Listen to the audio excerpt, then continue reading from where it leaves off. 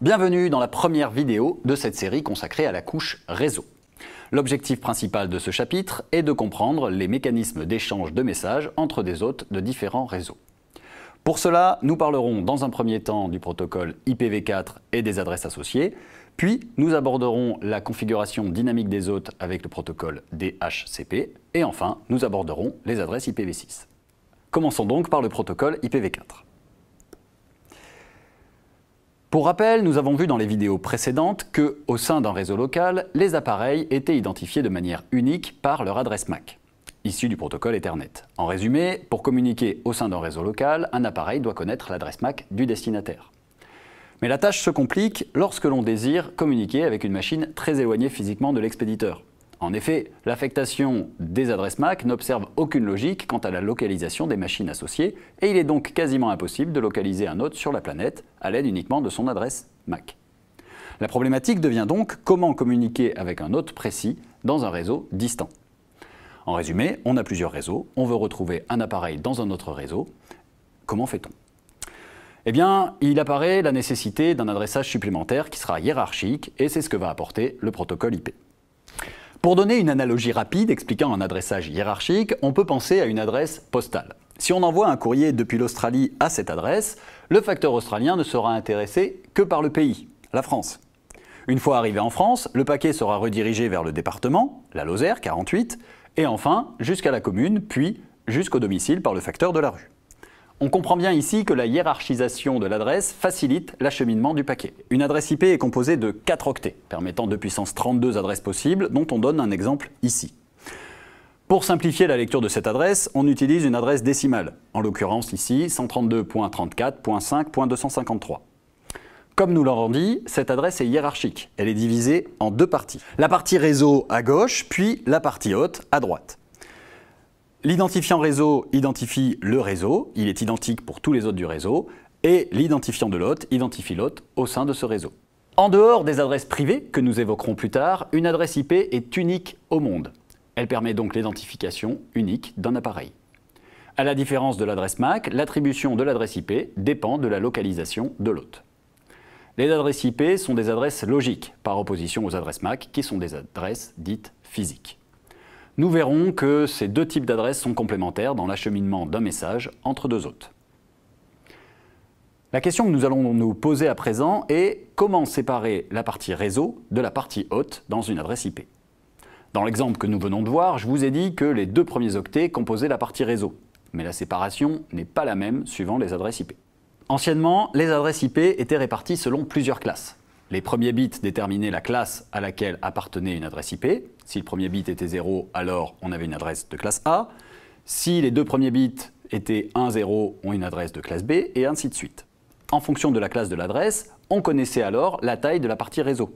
1 octet pour la classe A, 2 octets pour la classe B, et 3 octets pour la classe C. Les classes D et E servent respectivement à la multidiffusion ou sont réservées. À partir de l'adresse IP, on pouvait alors déterminer sa classe et donc différencier la partie réseau de la partie hôte. L'inconvénient principal de l'adressage par classe est son manque de souplesse dans la définition des tailles de réseau. En effet, on peut voir qu'un réseau de classe A contient 2 puissance 24 adresses, un réseau de classe B 2 puissance 16, soit 65 536, et un réseau de classe C 256 adresses. Il peut en résulter notamment un gaspillage d'adresses. Par exemple, une structure ayant besoin de 300 adresses devra se faire attribuer une plage de classe B, consommant 65 536 adresses pour uniquement 300 utilisées.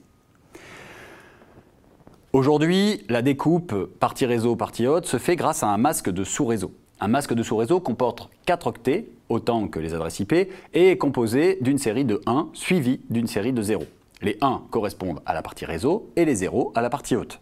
Avec cet exemple de masque de sous-réseau ici, on a les deux premiers octets qui sont associés à la partie réseau, les deux derniers à la partie hôte. Encore une fois, on préfère utiliser une notation décimale. Ici en l'occurrence, 255.255.0.0. On a également une notation CIDR qui va correspondre au nombre de 1 dans le masque. Ici, nous avons 16.1 car 2 octets. Le CIDR sera donc /16. Enfin, pour obtenir l'adresse réseau à partir de l'adresse IP et du masque, on fera l'opération et logique entre le masque et l'adresse IP.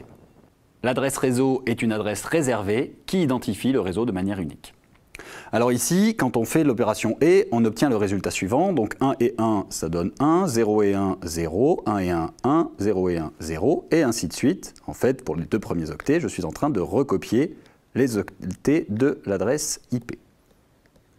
Ensuite, lorsqu'on arrive au niveau des zéros, eh bien, quoi que ce soit et 0 fera toujours 0. 1 et 0, ça fait 0, 0 et 0, ça fait 0. J'obtiens donc que des zéros sur la suite de mon adresse réseau. Ce qui nous donne l'adresse réseau suivante, en décimale, 170.7.0.0. L'opération logique et entre le masque et l'adresse IP nous a donc donné l'adresse du réseau. L'adresse réseau, première de la plage, est donc réservée à l'identification du réseau. Une deuxième adresse est réservée, la dernière de la plage, qui sert d'adresse de diffusion. Elle permet l'envoi d'un message à tous les hôtes d'un réseau. Dans ce deuxième exemple, calculons l'adresse réseau et l'adresse de diffusion. Cette fois, le masque de sous-réseau n'est plus composé uniquement d'octets complets. En effet, le troisième octet commence par 2,1. Lorsque l'on fait l'opération logique et, le troisième octet de l'adresse réseau devient donc 1,000,0,0,0,0. Ce qui nous donne 128. On obtient donc l'adresse de réseau 170.7.128.0. Et on peut également calculer l'adresse de broadcast qui est 170.7.191.255. On comprend donc ici la nécessité de passer en binaire pour appliquer le masque à l'adresse IP. Comme nous l'avons dit précédemment, les adresses IP sont uniques dans le monde. Pour permettre cette unicité, les adresses IP sont réparties par l'ICANN selon une configuration géographique. Le schéma affiché ici représente la répartition par territoire des différentes plages d'adresses. On constate une forte représentation de l'Amérique du Nord, de l'Europe et de l'Asie. En revanche, le continent africain a très peu de plages attribuées. Cette répartition très inégale du nombre d'adresses IP apparaît problématique dans un monde qui se numérise un peu plus chaque jour et peut justifier à lui seul un passage à un protocole IP plus adapté.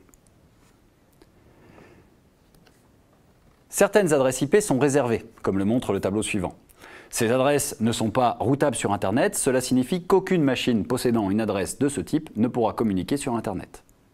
Nous nous concentrerons sur 3 plages réservées importantes, les plages d'adresse IP. Celle-ci, celle-là et celle-là. Ces plages ne sont pas utilisables sur Internet, mais peuvent être utilisées librement sur un réseau privé. Cela permet par exemple à un fournisseur d'accès de donner une seule adresse publique à un domicile. Les appareils de ce domicile auront alors en local une adresse privée, souvent de classe C, par exemple 192.168.1.10. La box du client utilisera alors ce que l'on appelle le protocole NAT, que nous verrons plus tard, pour transmettre les messages sur Internet à l'aide de sa propre adresse publique. D'autres plages réseau sont réservées pour d'autres usages, par exemple 127.0.0.0 avec un masque de sous-réseau à 8.1 qui va être une adresse de bouclage, c'est-à-dire qu'elle revient sur l'hôte en question.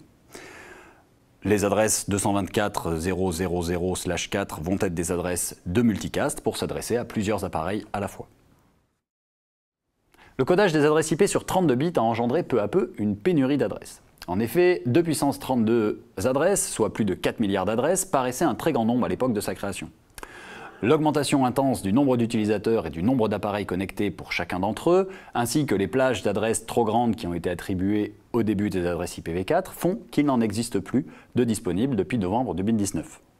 Différents remèdes sont mis en place depuis des années pour ralentir le phénomène, comme par exemple la traduction d'adresses, le NAT que je viens d'évoquer et qu'on verra plus tard, ou encore la réattribution de plages d'adresses non utilisées. Ces solutions ne sont pas suffisantes et un passage se fait progressivement vers les adresses IPv6 utilisant un adressage sur 128 bits, ce qui permet d'avoir 340 x 10 puissance 36 adresses, un nombre très conséquent. L'IPv6 fera l'objet d'une prochaine vidéo. Les adresses IP sont donc utilisées au niveau de la couche réseau au sein du protocole IP. Le protocole IP définit un en-tête placé avant les données et comportant les informations suivantes. Nous avons au début la version dans laquelle on mettra l'IPv4 ou IPv6 par exemple, la longueur de l'en-tête, le type de service qui va être utilisé dans le message, la longueur totale du message et d'autres informations. Les informations les plus importantes sont évidemment l'adresse IP source et l'adresse IP de destination, dont nous venons de parler. Également la durée de vie du paquet qui définira le nombre de routeurs que peut passer ce paquet avant d'être périmé et donc d'être supprimé par les routeurs. Également une somme de contrôle d'entête de 16 bits qui vérifie que l'entête n'a pas été altérée durant la transmission. Et enfin, les données sont donc encapsulées dans ce paquet IP. Ce paquet IP, c'est-à-dire l'entête dont on vient de parler ainsi que les données associées, va être encapsulé dans une trame Ethernet. Ça veut dire que ce paquet IP est encapsulé dans la trame Ethernet que nous avons vue dans une précédente vidéo. C'est un peu comme une enveloppe dans une enveloppe. Nous avons l'enveloppe Ethernet qu'on a vue précédemment et l'enveloppe IP que nous venons de voir avec les adresses IP et les différentes informations dont nous venons de parler. Pour conclure, nous avons parlé dans cette vidéo de la couche réseau. Nous avons notamment évoqué les adresses IP composées de 4 octets, une partie réseau et une partie haute. Ce sont des adresses que l'on appelle logiques, qui sont attribuées automatiquement ou manuellement par l'utilisateur. Nous avons vu qu'il existait 3 plages d'adresses privées, une pour chaque classe, la classe A, la classe B et la classe C. Et nous avons ensuite parlé de masque de sous-réseau. Le masque de sous-réseau sert à séparer la partie réseau de la partie haute. C'est une série de 1 puis de 0 que l'on peut noter sous 2 formes, la forme décimale et la forme CIDR. Nous avons également parlé de l'adresse réseau et de l'adresse de broadcast, qu'on appelle aussi adresse de diffusion.